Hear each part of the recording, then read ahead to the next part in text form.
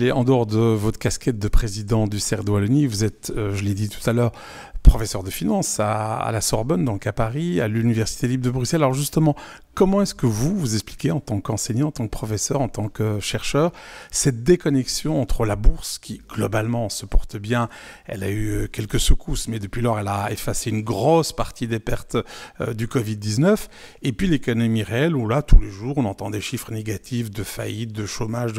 Comment expliquer ce divorce entre Main Street et Wall Street ? D'abord, on dit toujours que le marché a raison, les marchés financiers aussi. Alors, souvent, ils ont raison, mais c'est pas tout le temps quand même. Et donc, des gens comme mon ami Robert Shiller, qui est prix Nobel d'économie. Oui, il a surtout, il m'a permis de faire certaines choses avec lui, et notamment de regarder en détail 2 de ses derniers bouquins où il m'a demandé de faire la préface. Clairement, c'est quelqu'un qui, sur la finance comportementale, avec d'autres comme Akerlof, où ils ont coécrit sur ce qu'ils appellent Animal Spirits, ils montrent quand même que les gens ont un travers naturel, et on en fait partie, je ne me soustrais pas à l'échantillon, à ne pas apprendre vraiment dans les périodes de difficulté ce qui les a mis dans la difficulté. Et donc, ils ont tendance à recommencer. C'est pour ça qu'on parle de bulles, d'ailleurs. On parle de bulles spéculatives, de bulles rationnelles, irrationnelles. Ça veut dire quand les marchés financiers, finalement, aboutissent à des évaluations qui ne correspondent plus à la réalité. Et c'est souvent aussi quand on les aide à le faire.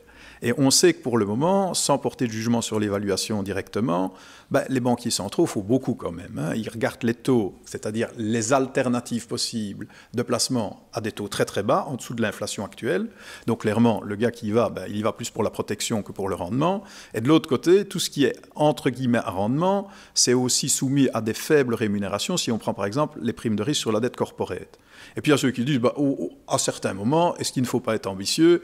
Et en sachant que les banquiers centraux n'ont pas du tout intérêt à provoquer un effet richesse, en plus de l'effet appauvrissement sur les revenus, puisque chacun a un peu moins de revenus, ou en tous les cas peut penser qu'il a besoin de plus d'épargne de précaution parce qu'il n'a pas été touché, mais globalement, ça ne pousse pas à consommer, c'est de dire, on ne va pas encore essayer qu'il ait un effet d'appauvrissement en voyant son portefeuille financier, notamment ses actions, baisser et ses fonds de pension non plus. Donc, clairement, certains opérateurs, investisseurs peuvent penser à ça. Donc, en gros, il y aurait un rempart, ça ne peut que monter mais pas descendre. Ça, c'est dangereux, évidemment, parce que ça peut tenir un certain temps.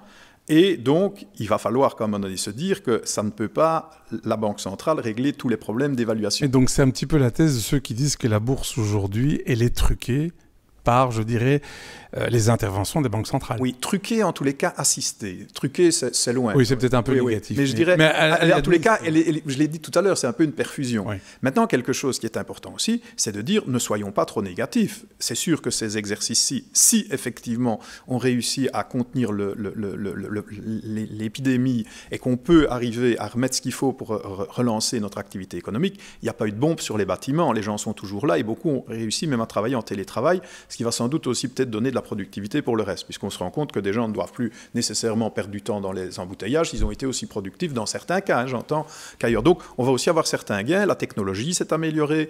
Moi, je suis très étonné de voir à l'université à quel point maintenant on fait presque tout à distance. Il existait déjà des MOOC, je pense que des cours maintenant, pour des gens qui sont placés à différents endroits, seront encore plus, je vais dire, l'accoutumée que par le passé. Donc, on a appris des tas de choses, c'est pas uniquement sur le plan du virus. Donc, on n'est pas au bout des choses. Et donc, aussi la bourse, les marchés financiers, c'est d'anticiper la suite. Donc, si on pense qu'après, les flux seront repartis, et c'est là, il faudra voir avec quelle ampleur, on est tous bien d'accord, on peut se dire, c'est une année et demie difficile, très négative, où avec les corrections qu'il y a déjà eu, on est dans un monde où on peut se constituer tout doucement un portefeuille.